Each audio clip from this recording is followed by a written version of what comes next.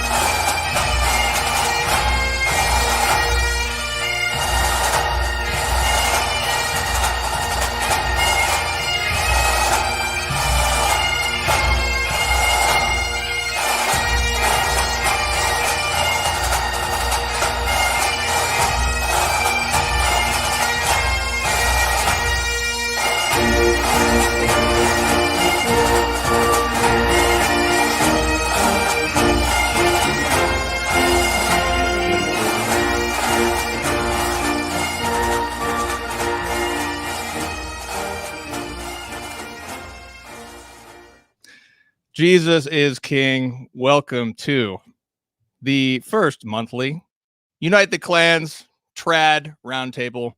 I'm Timothy Flanders, editor-in-chief of 1 Peter 5, and I'm joined by multiple co-hosts, in particular my co-host Kennedy Hall, who co-hosts the Terror of Demons show with me and 1 Peter 5, and he wrote the book about it, literally.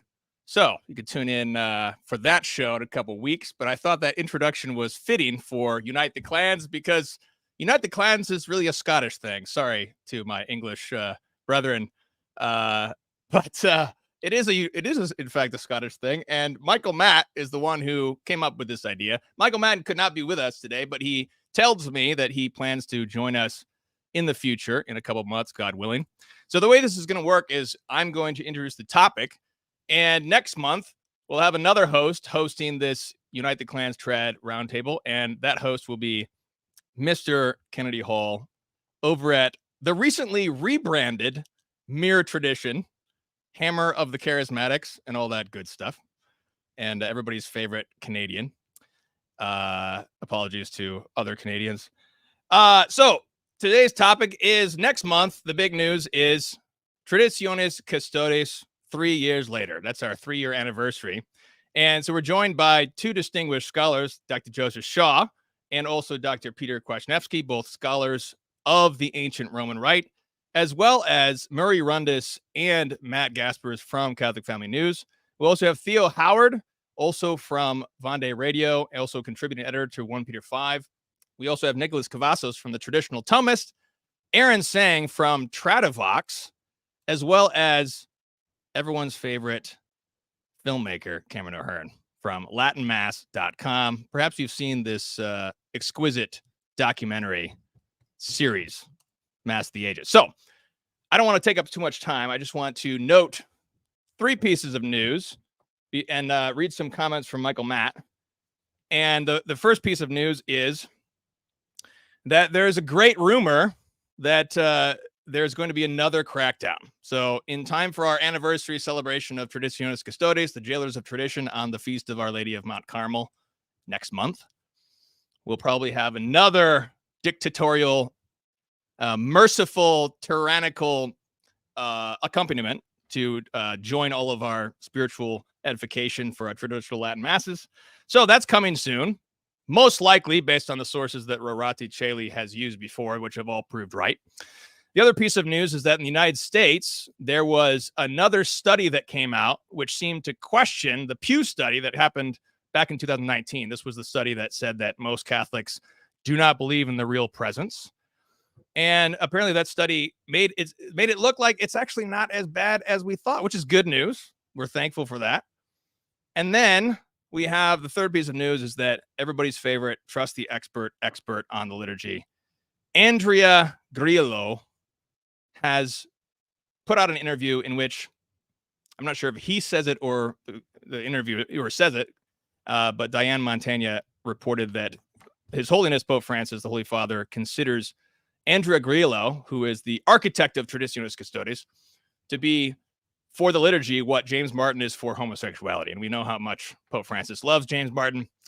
So what I'm going to do is I'm going to read these comments from Michael Matt, and then I'd like to go to Dr. Joseph Shaw for his comments, and then Peter Kwasniewski, And then we'll open it up for open discussion. We'll see how this goes. We've never done this before, so bear with us if we have any technical difficulties and talk over one another and whatnot. But so here is, let me just blow this up here. This is, of course, the Remnant newspaper. If you're not subscribed, click the link below to subscribe to the Remnant newspaper, the oldest traditional Catholic newspaper in the United States, from the Matt family, who has done this for generations now. So this is from the editor's desk from the June 15 edition by Michael Matt. He says this, quote, having just returned from the pilgrimage to Chartres for the 31st time, I would like to offer a quick word of encouragement based on what was the most successful pilgrimage to date. With 20,000 pilgrims, there were 55 foreign chapters representing 24 countries and 5 continents. In addition, there were 400 priests on hand, several bishops, including Cardinal Gerald Muller, who offered the traditional Latin Mass on Pentecost Monday. And for the first time, the Latin Mass on Pentecost Sunday was live streamed by C News to an audience of at least 500,000 viewers, making this the largest televised Latin Mass since the Second Vatican Council. The Notre Dame de Chrétienté organization is made up of a group of French laymen who are changing history. As far as these men are concerned, all the honor belongs to Christ our King and his most blessed mother. For me, it is an honor to serve as their U.S. coordinator. I sometimes find myself overwhelmed when walking the road to Chartres as the old pilgrim, listening to so many young pilgrims singing at the top of their lungs, glory to Christ the King, Savior of the world, Master of the universe. You will subdue the nations, over and over and over again. You wonder how I stay positive here in the middle of a global rebellion against God. It's because I know what happens at Chartres and the ripple effects that go out across the world. It truly is changing history. The pilgrimage to Chartres is all about giving honor and glory to Christ the King while placing the clans under the mantle of the Queen of Heaven. So we place this whole conversation under our patroness, Our Lady of Fatima, under her Russian icon. You can go to 1peter5.com/crusade to join our lay sodality. So without further ado, Dr. Joseph Shaw, what are your thoughts and comments? Traditionis Custodes, 3 years later. Thanks very much. Well, it's become conventional and boring to say that it hasn't worked out in the way that was envisaged. And signs of their impatience, though, the impatience of people who did want it to work out in that way, are evident and continuing. And this rumor reported by Rate Celi, let's hope that nothing comes of it, but the rumor is genuine as a rumor, is another indication of that impatience. So I suppose that Grillo and the other people who wanted Traditionis Custodes hoped that the bishops would pick up the ball and run with it. I'm not sure allowed to do that in American football or not, but you can in English rugby. So, but they didn't. They didn't do that at all. So they've moved from the kind of the exhortation to coercion very quickly. I know that it's easy to become frustrated with one's bishops, but nevertheless, I think that the last 3 years has illustrated something which is very important for traditional Catholics to understand and to work with in their lives, which is the bishops are no longer the big obstacle to the traditional Mass. In many ways, they are a big friend to the traditional Mass. Obviously, each bishop is different, but as a body, we've been protected by the bishops of the world in a way which would have been inconceivable to our predecessors, 30 years ago, 40 years ago, 50 years ago. And that's something which we have to incorporate into our understanding of the world. Very important. As for this interview that Grillo gave to a Messa in Latino, which is quite funny, because it's obviously one of these email interviews. He sent a set of questions, and Grillo, I'm going to call him Andrea because I can't even pronounce it. Andrea just typed out his answers, and he gets more and more annoyed with the questions as it goes on. So one of the things he does, which is quite revealing, I think, I'll say this and I'll let Peter take over, is that lots of people pointed out with the Traditionis Custodes and the accompanying letter that it looked quite bad for the rite of Zaire or the Eastern Catholic rites, the Byzantine rite, all those things, all this talk about how everything had to be the same and how this unity of the church depended on liturgical unity. And looking at the text, I mean, it's quite carefully, not that carefully, but it's quite carefully written. And you can kind of sort of interpret it in a way that leaves other rites or, okay. And then in an interview later on, Roach said something about, it's all the reformed rites. They're all right. The rites that come out of Vatican II. But in this interview, Andrea, our friend, who says what other people are only thinking, he doesn't bother with all that careful stuff. He just comes out and says everyone ought to be celebrating the Novus Ordo Missae, and otherwise you're not on the team. You're not part of the unity of the church. You're out. So I'm sorry, Byzantine Catholics, people who are like the ordinariate use. People who've only just been given the Zaire rite, whatever that is. I'm afraid that's it. You're going to have to drop all those things, otherwise you're practically systematic.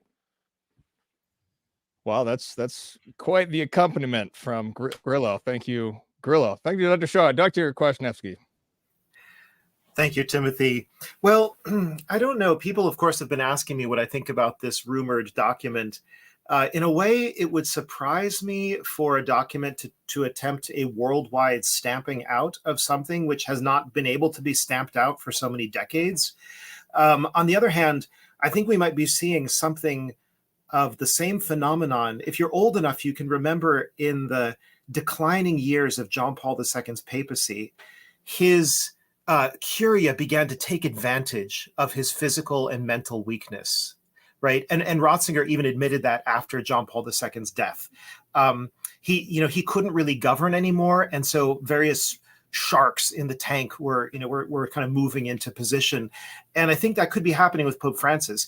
If you look at his recent statements, the whole kerfuffle over using the word faggotry twice, in spite of the Vatican apology and so on.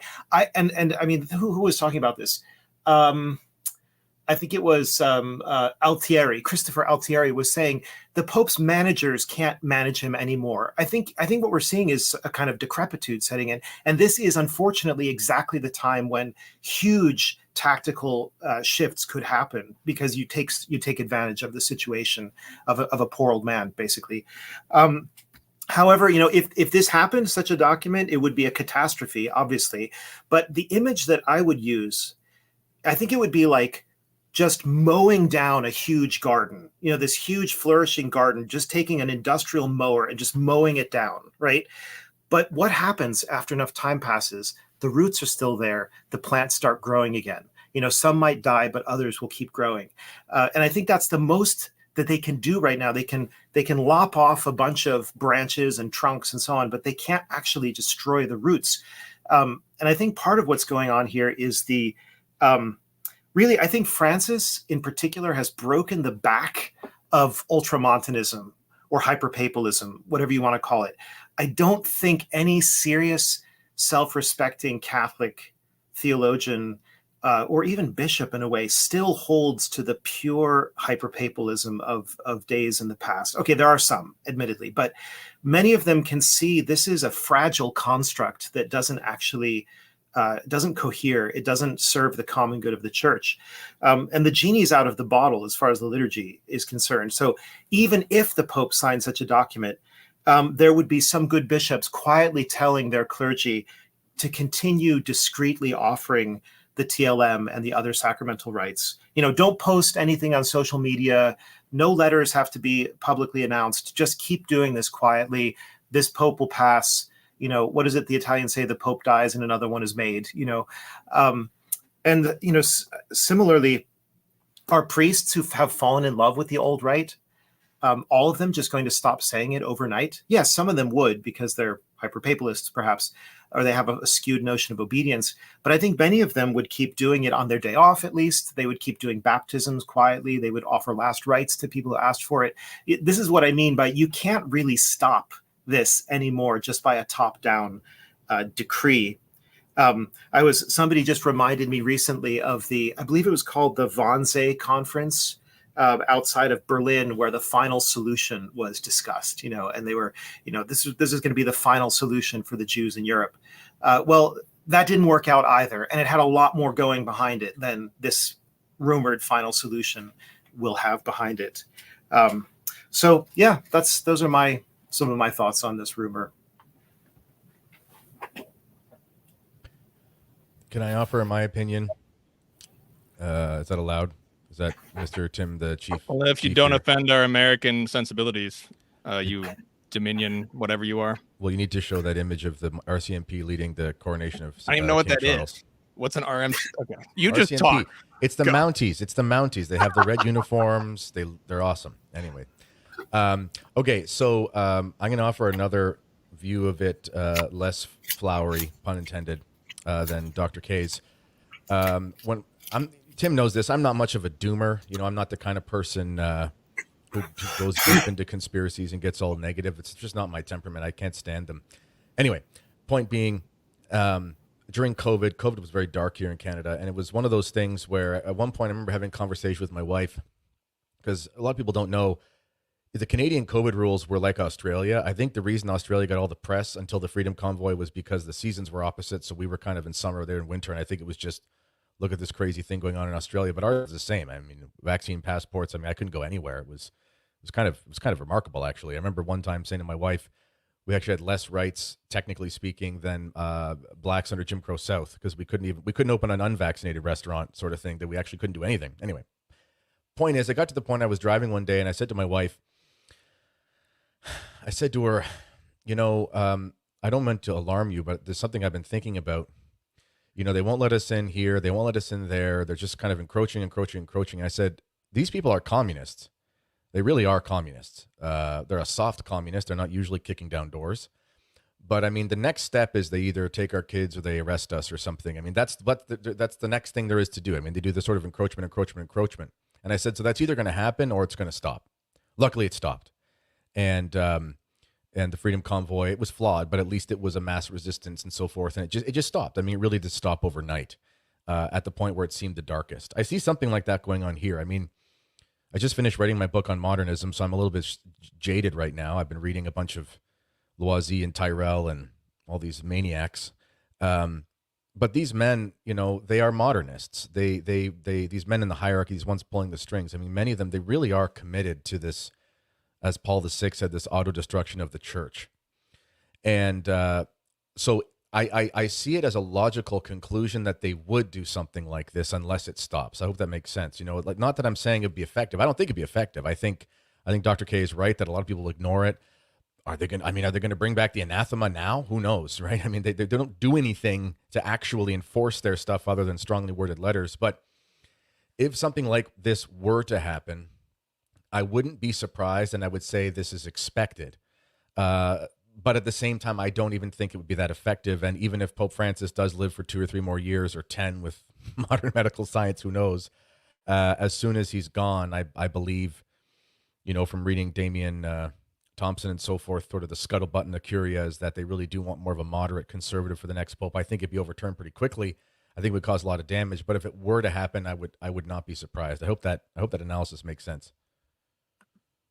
If I may ask for clarification or maybe just deeper understanding on something Dr. Kwasniewski said, you mentioned that even if this new document that is rumored comes out, that potentially that wouldn't mean an end for the traditional movement, because we'd have priests celebrating the Latin Mass in private or on their day off, you mentioned. Something that I'm worried about is I'm wondering if Traditionis Custodes' real victory was making it so that traditional Catholics found it acceptable to be moved to a second-class citizen status within the church. And if this new implementation would just mean a completion of the Traditionis Custodes mindset that was added. My question, Dr. Kwasniewski, is do you think that is a traditional movement at all if we're just celebrating the Latin Mass in our spare time on our off days. Mhm. Yes, I should clarify too. I mean, I don't just mean that a priest would do it privately on his day off, but also that he would go to somebody's home to do it. As in the days of the penal laws in Ireland. But yeah, and basically, we have been reduced to second class citizenship status. I mean, that's not a temptation. That's just a fact. That's what's happened. And that's not the first time that traditionalists have been treated this way. If you read, Leo Duroch's history of Una Voce, or more like a compilation of documents, I mean, it's astonishing to read what some of the bishops and cardinals were telling tradition-loving Catholics in the 1970s and 80s. I mean, you have no right to exist. You're just disobedient rebels, and we have persevered through all of these dark times. I mean, that's what I think is so valuable about what Joseph said earlier. We have persevered through more difficult times than this, or times difficult in different ways. I mean, obviously, there are all different kinds of difficulties. We're dealing with different levels and types of difficulties. No, I think we have that status, but what's important is to persevere and to outlast and to outlive the modernists that Kennedy talked about, the anti-traditionalists who are in power right now, who belong to a very particular generation, the Vatican II hippies, as I like to call them. And I mean, yes, they do have disciples in younger generations. I don't know if Andrea Grillo is, could be considered a Vatican II hippie, but I don't think there just aren't that many enthusiasts for the great reform that took place, the new springtime and the new Advent and all these sorts of things. There just isn't that much enthusiasm for it anymore. And where you see the Catholic faith flourishing, even in the Novus Ordo world, it looks remarkably like the traditional world. I mean, this Eucharistic revival that's been going around in the United States, I don't know if any of you have been following this, but there are more Corpus Christi processions going on this year than probably since the Second Vatican Council. And yes, there are still many problems with the way that the Eucharistic revival is going or being implemented, but it's an astonishing breakthrough of traditional Catholic customs in the midst of this wasteland. And if that can happen, it's only because of I would say, the constant gravitational force of the traditional Roman Rite that has never ceased to exist, right? I think, just as I can make it, maybe top it off, I would say the concern that I have, though, is that by making ourselves and accepting that second-class citizen status and accepting that we should only celebrate the traditional Mass out of principle in somebody's house or in these very limited circumstances, I'm not sure that is perseverance. I'm not convinced that would be a continuation of the traditional movement at all. I'm concerned that would mean that's a fundamental conflict with our identity. If we're just saying that the essential part of the expression of our faith can be confined to such limited circumstances, I'm not exactly sure that is a perseverance of the traditional movement. Sure. Well, I'll just make a quick remark about that. We haven't even talked about the Ecclesia Dei Institutes, Fraternity of St. Peter, Institute of Christ the King, Institute of the Good Shepherd. What's going to happen to them? Nobody knows. Is this document going to keep targeting diocesan clergy? That seems the most likely scenario. It seems likely to me that it would not include these Ecclesia Dei groups, which have their own special status. I don't know. We'll have to see. But all of those Ecclesia Dei groups, as long as they're going, are doing everything they're doing very publicly, with 24/7 offering of the traditional rite and sacraments in public. I don't see that going away. Obviously, there's the Society of St. Pius X. That's a whole separate question, but they're not going to stop doing what they're doing in full view, right? It's not as if this new document is going to affect them.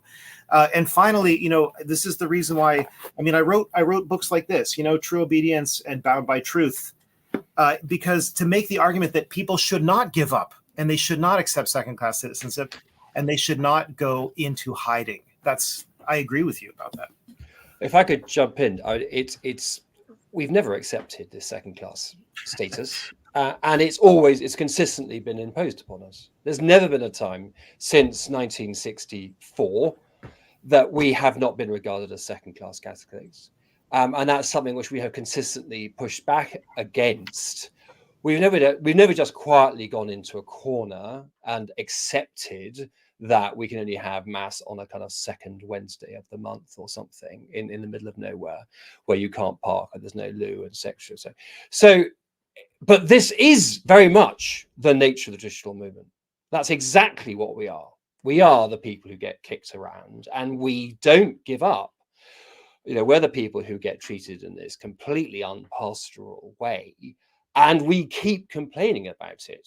And we're still here 60 years later because we continue to demand the traditional mass within the structures of the church.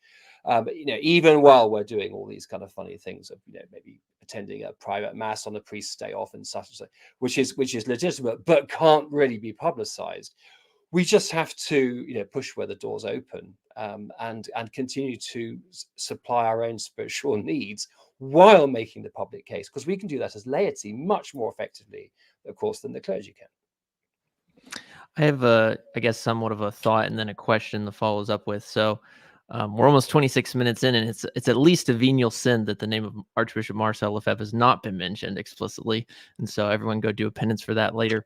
However, my question, I guess, is rooted in as I've been meditating over Traditionis Custodes in our kind of like group email that we received inviting us to this discussion. There was a line that was written something to the effect of, has Traditionis Custodes succeeded or not, essentially, in this last 3-year period? And I think for the most part, we would all say, no, look at how many diocesan Latin masses are still open. Look how many Ecclesia Dei institutes are still open, etc. However, as Mr. Rundis pointed out, we have in a certain circumstance been ghettoized, put in the ghetto. And because of that, I think we're focusing so much attention on keeping the Latin Mass when the crisis is not just one of the liturgy, but I would argue it's primarily one of doctrine. It's the classic age-old issues of ecumenism, of religious liberty, of, as Kennedy has brought up, just neo-modernism in general that has affected the mindset of everybody. You have to understand all of the attempts that are going on at the moment come with the philosophical and theological mindset of neo-modernism at its root.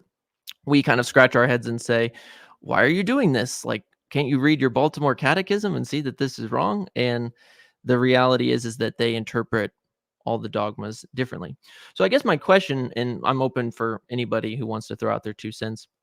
I guess my question is, do you think that in this period of Traditionis Custodes that we are talking that like the victory for the modernists has been, we are talking less or more so about, I guess, what the historic traditional movement has always been pointing out, the doctrinal issues? Do you think we've de-emphasize those and then focus so much on preserving the liturgy, or do you think that we're now in a space, if you will, between the various organizations of talking about these real problems in the room? Jump in with a thought there. I'm inclined to agree with you. I think particularly of Aquinas's treatment of the sin of sacrilege. Almost every time I see something from a higher ecclesiastic with regard to the traditional rites, they all have common markers of being sacrilegious men. And I think of specifically of Cardinal Koch, the president of the pontifical dicastery, whatever they're called now, of promoting Christian unity, right? Who I seem to recall it was maybe 4 years ago saying the two forms cannot coexist. You're talking about within the Roman Rite, and I'm inclined to agree, like, for different reasons, but I can't help but constantly think these men don't care. They don't actually care about right worship. None of these considerations have the tenor or even the category of offering right worship to God. That isn't even a consideration that enters into any of these documents. You'll search any of them in vain for that notion. And thus I consider Aquinas's treatment of sacrilege frequently, where he says, for the sacrilegious man, in particular a cleric, he's justly punished not by a suspension, the inability to celebrate divine worship or confer the sacraments, but rather by pecuniary penalties. You take away his money, And his whole drive with this is that these men, they don't care for the right worship. They don't care about what is most holy. For which reason you have to remove from them the ability to have earthly power, earthly influence. For which reason, the penalty is always pecuniary. So I'm inclined to think that way. That none of these considerations really they amount to so much kicking of the anthill, to my mind. That you have really the attempt to confuse, to especially divide. One of the only coherent and internally cohesive movements of renewal within the church, which is the traditional movement. And so, of course, this movement of all movements has the greatest concern to be obedient to our ecclesiastical superiors. We're the most desirous of having authentic and convicted leadership within the hierarchy, men to whom we can entrust our souls, all of these things. And so, of course, any attempt to divide a movement like that is going to rise and fall on something they don't especially care about, and the liturgy proves to be regularly helpful stick with which to beat that crew. A caveat to that as well, and maybe piggyback, is I don't find the aim, let's say, and certainly the execution of Traditionis Custodes to be as problematic in terms of the ritual life of the church, so much as its undermining of the papacy. I just feel that Francis has made the Roman pontificate, the great office of the supreme office of the church, a joke, a laughing stock. I just could hardly believe it when I saw the news item of all these comedians, right, that were invited to Rome. I just thought that this is exactly the thing. So to hold up an imposition on traditional rights of the church that will necessarily have to be opposed and ignored by those who care enough about the dignity of Christ in the sanctuary, the maintenance of our sacred patrimony, the handing on of it to our children, etc. That just further undermines it. It further saws off the limb upon which he sits. It further undermines the dignity, the holiness of this office. That, to my mind, is really the end, and maybe one of the greatest tragedies of the whole shtick. To the question of focusing too much on the liturgy, and maybe we need an emphasis in the direction of doctrine, I would say that's a false dichotomy and maybe this isn't, maybe you could clarify this, Nick. Nick or Nicholas? Either one. I find that whenever I introduce myself as Nicholas, I immediately get, "Oh, nice to meet you, Nick." So literally either one. Well, it is very nice to meet you again, Nicholas. So I do think it's a false dichotomy, because it'd be like asking in marriage, are we focusing too much on fidelity? Like, what makes a marriage work? Be faithful to your spouse. And we should be focusing on communication between spouse. It's like, yes, both and 100%. Spend your efforts on both of them, and you need both of them. And the liturgy is the soil that receives, the seed of faith. And so what I would say is we need liturgy. If we have good doctrine without good liturgy, then the seed falls on soil that's not fertile. So we need both of them. I think you would agree with that. Yeah, if I could just throw a thought along the same lines, Nicholas, it seems to me that, in fact, the reason that the Roman authorities, or some of them at least, are so furious about the traditional movement and so desperate to stamp it out is because they can see that it is the only coherent source of any kind of doctrinal or moral opposition to Amoris Laetitia, to the death penalty change, to practically anything that Pope Francis has done that's wrong, or that has been done wrong in the past 50, 60 years. I don't want to just say it's all Francis's fault. It's the only coherent pocket of resistance, intelligent resistance. And the thing about the liturgy is that it not only is it obviously the magnet that draws us together and the axis around which our lives revolve and the most important thing we do as Catholics on this earth, but it's also been the moment of awakening for millions of Catholics to traditional Catholic dogma and to traditional morality. I can't tell you the number of times I've heard people tell me tell me about people they know who simply by attending the traditional Mass have stopped using contraception, have had more children. I mean, even something like that. I think that the liturgy is the linchpin, and it's the gateway through which we discover the riches of the whole Catholic heritage, doctrinal and moral and everything else. It's just lex orandi, lex credendi, lex vivendi. That's what I see. I think that's a crucial point, Peter. And I think this whole discussion, we have to remember exactly what you said, the lex orandi, lex credendi, lex vivendi. If I could quote actually from Peter's excellent book, the Once and Future Roman Rite, just reiterating what he said here about Amoris Laetitia and all this stuff. Peter writes in there, it seems to me that the loss of a fixed rule of public worship is one of several points of departure for the 50-year descent to Amoris Laetitia, with its undermining of exceptionalist moral norms. The crisis over natural law and divine law into which Francis's pontificate has plunged the Church did not come out of nowhere. It is the ultimate expression of the same hubris that was first displayed in the violence done to the core of our Western lex orandi in the inherited Eucharistic liturgy. If we can bring ourselves to do violence to this most sacred action, is there anything we will not subsequently violate, manipulate, adulterate, and corrupt? The rejection of an immobile center leads to the destabilization and centrifugal disintegration of everything else. Very well said. And I do think ultimately this whole discussion, as Archbishop Lefebvre testified back in the 70s and 80s, it really does come down to the faith. That's why he clung to the traditional Latin Mass, because he knew that it perfectly expressed the Catholic faith and that there were deficiencies, doctrinal deficiencies in the text of the new Mass that need to be dealt with. I guess the question of the Ecclesia Dei communities, I mean, I would assume that most, even if they wouldn't say it publicly, I would assume that the reason why men want to join the priestly fraternity, the Institute of Christ the King, whatever else, is not simply because they have a preference for the traditional Mass. It's because they recognize the inseparable connection between doctrine and liturgy.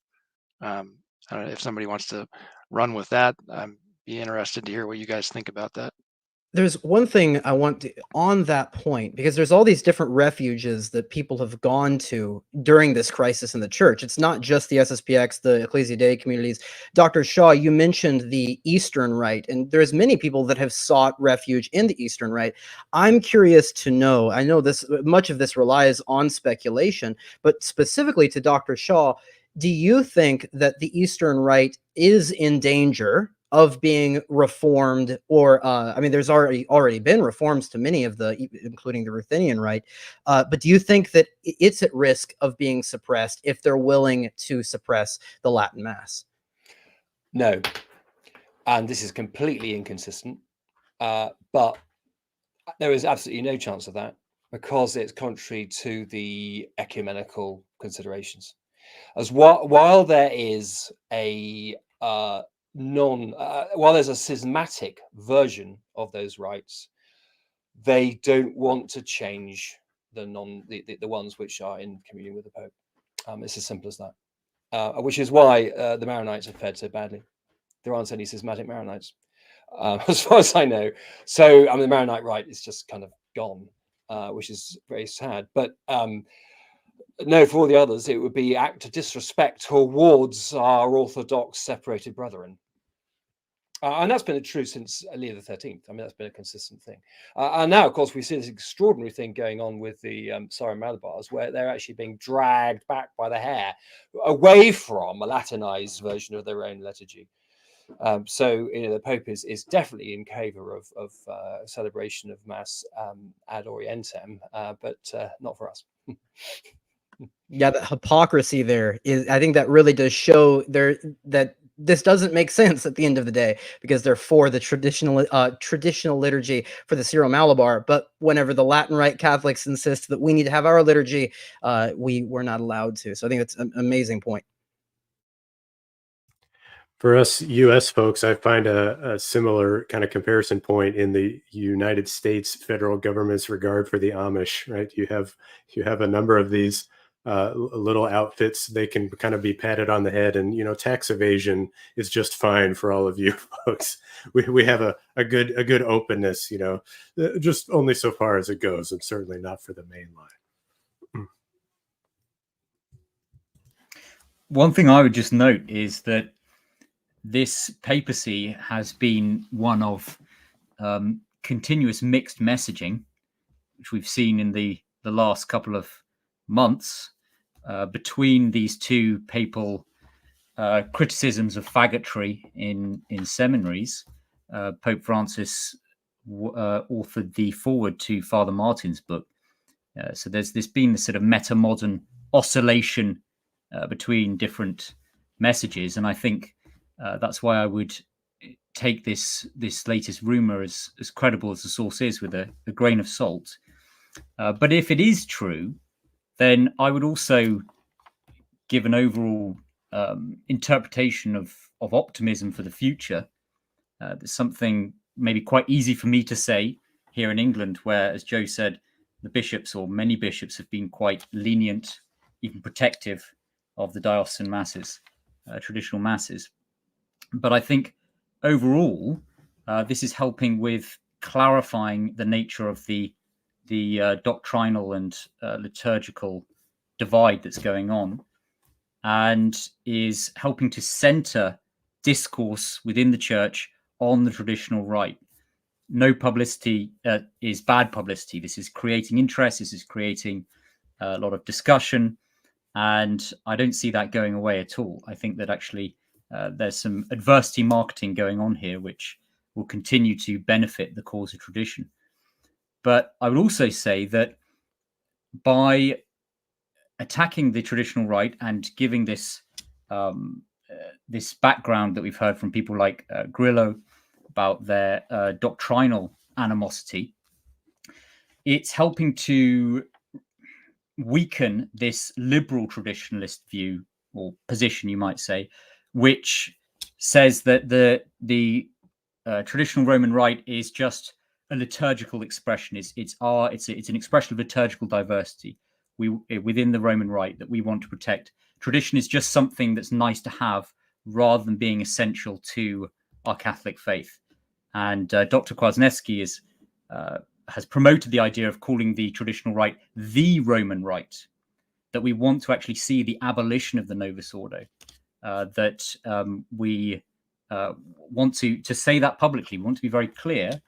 And so I think, as far as this attack helps to perhaps prompt some of our leaders, I'm thinking particularly of our clerical leaders, to take a stronger stance against the deficiencies of the Novus Ordo and the heresies and ambiguities that have abounded since Vatican II, then I think in the providential long haul, that is a good thing.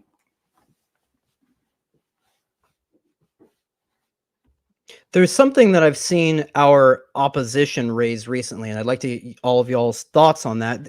This is something that was touched on. Matt Gaspers has a great section in Ultramontanism and Tradition. It's a book edited by Dr. Kwasniewski about whether or not the traditional mass could be abolished.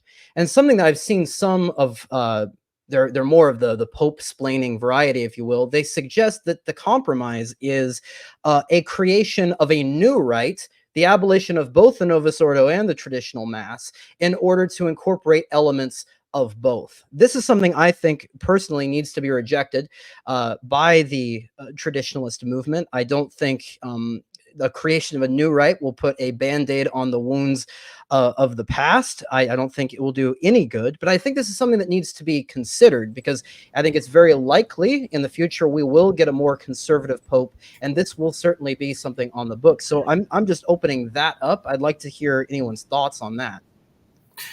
Yeah, I have a couple of thoughts.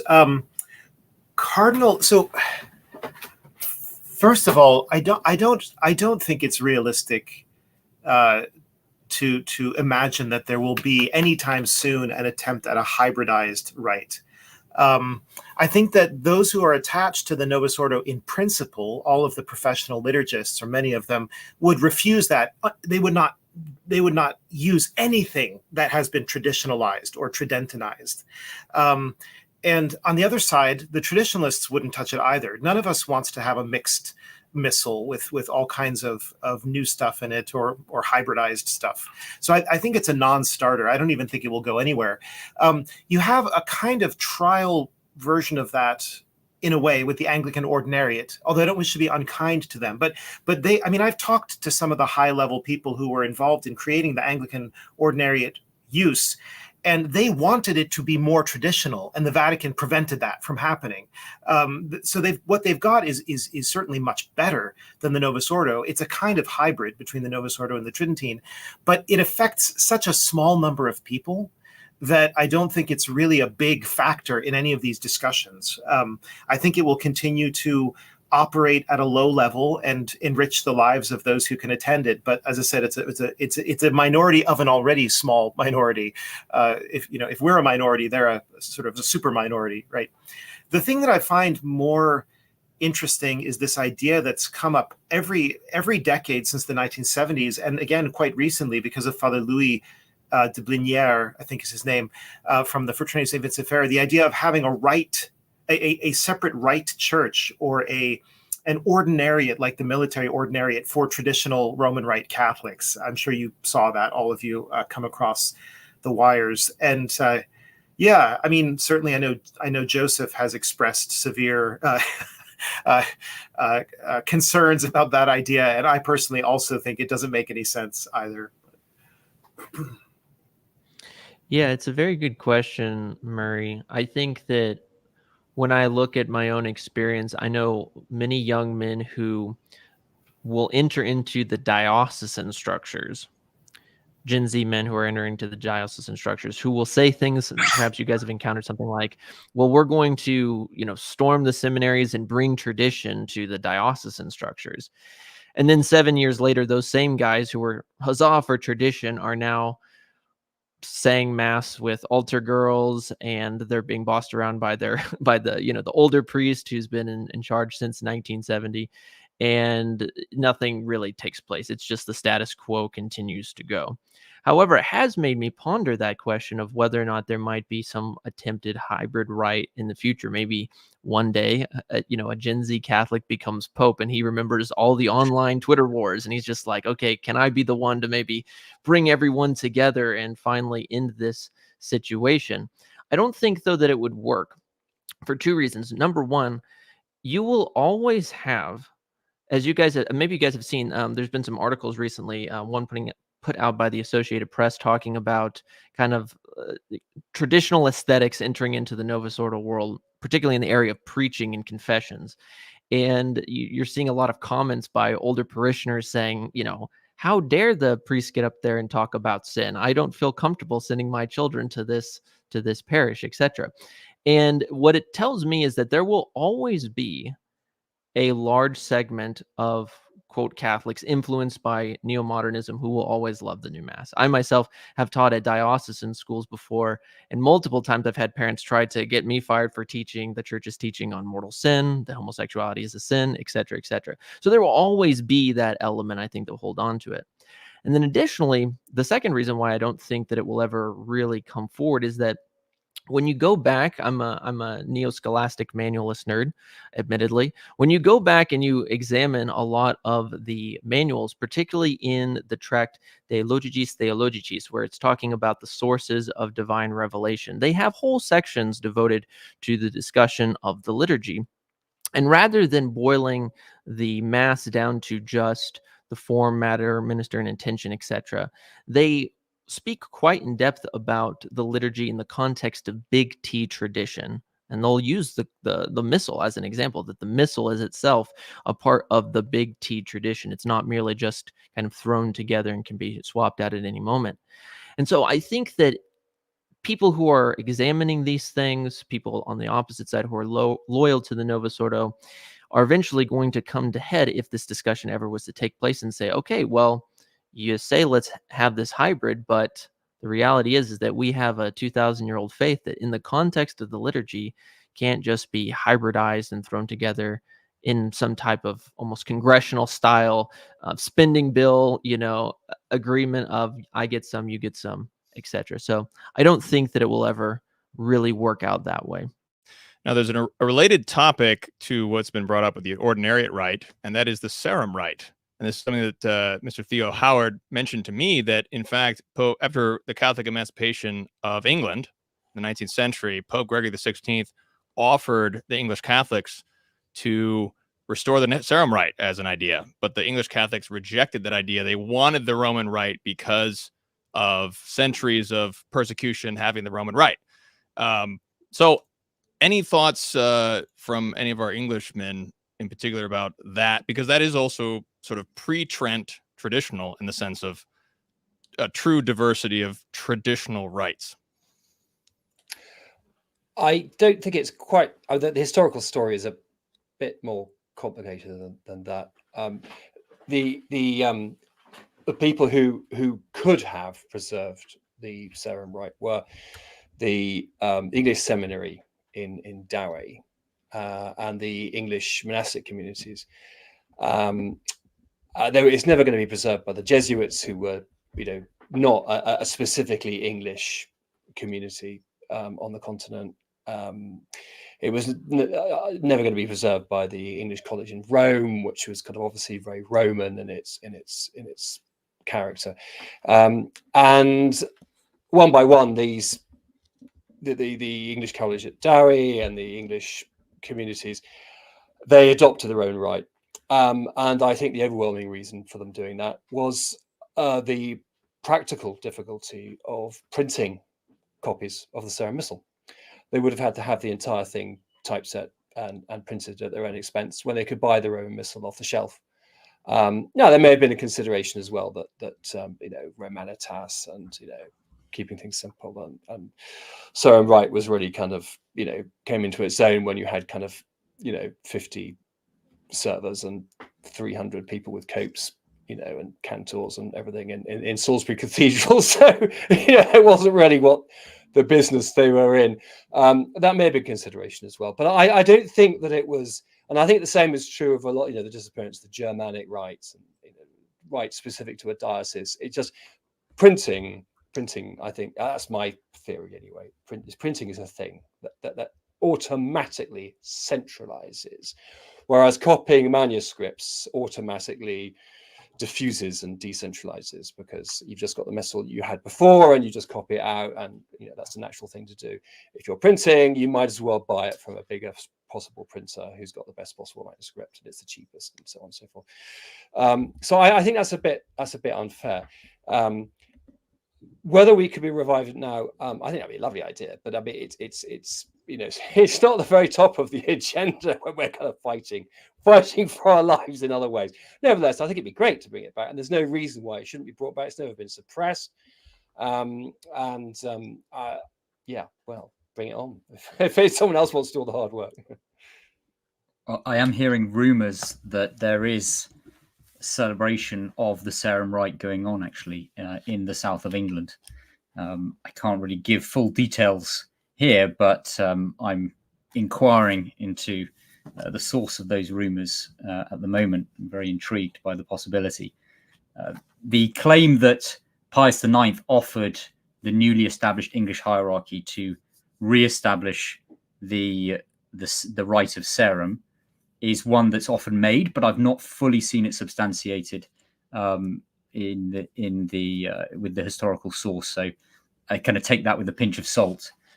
Likewise, I've heard people claim that Pope Benedict offered the ordinariate, or whether there was discussion of the restoration of the use of Sarum for the ordinariate, but that seems to have been a very natural opportunity that was missed. But perhaps it will organically arise in some of these new conditions that we're seeing. There's a Western Rite Orthodox group saying the Sarum rite in England. They have a YouTube channel where they actually show themselves doing it. I mean, it's Orthodox, so obviously it's It's not, it's schismatic, but they have a valid bishop and priest and so forth. You can actually watch them do that. They have a whole documentary on it, and in typical ortho bro fashion, they claim that the true orthodoxy was in England or something like that. They always disagree with each other, but they're very adamant on it. You can actually watch a whole service of it. That's neat. I have a letter. A choir master that I know from England had sent a letter to the Pontifical Commission Ecclesia Dei a long time ago, asking if the Sarum rite were permissible under the terms of Summorum Pontificum, and the response he got was very interesting. It was basically, yes, this is not excluded, nor are any of the other rites and uses in the Latin Church excluded, as long as they have the permission of the superior or the bishop in question. So if you had a friendly bishop, you could do the Sarum rite, it seems to me. Yeah. Well, we're just about out of time, and I just wanted to quote from another author. We've already quoted from one of our resident scholars. The other one is from Dr. Shaw, of course, from Os Justi Press. You can go to the link below for Os Justi Press.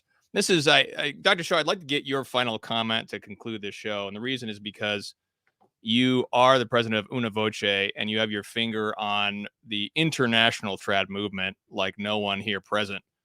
And I just like to read this comment. One of my favorite quotes from your book is on page 278, where you say this, quote, "What the church needs in dealing with a unified threat is not the brittle strength of the centralized control center, but the flexible resistance of 10,000 little platoons with the self-sufficiency and initiative to carry on guerrilla warfare, even when the enemy has won the big battles. What it needs, in fact, is the family." End quote. Dr. Shaw, your concluding comments. Sorry. Yes. Well, I agree with myself, naturally.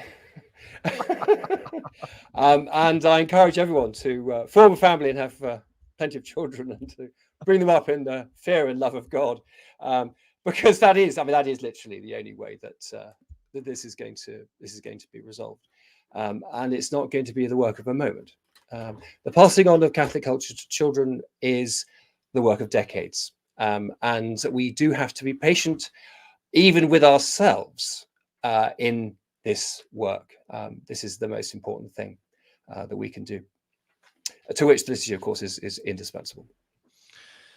Excellent. Thank you, Dr. Shaw. Thank you, Dr. Kwasniewski, all of our guests and co-hosts. Thank you for a very enriching and fruitful and joyful discussion. This has been fantastic. So we'll do this again next month on Mere Tradition with Kennedy Hall, the YouTube channel at Kennedy Hall. That'll be on July 30, God willing.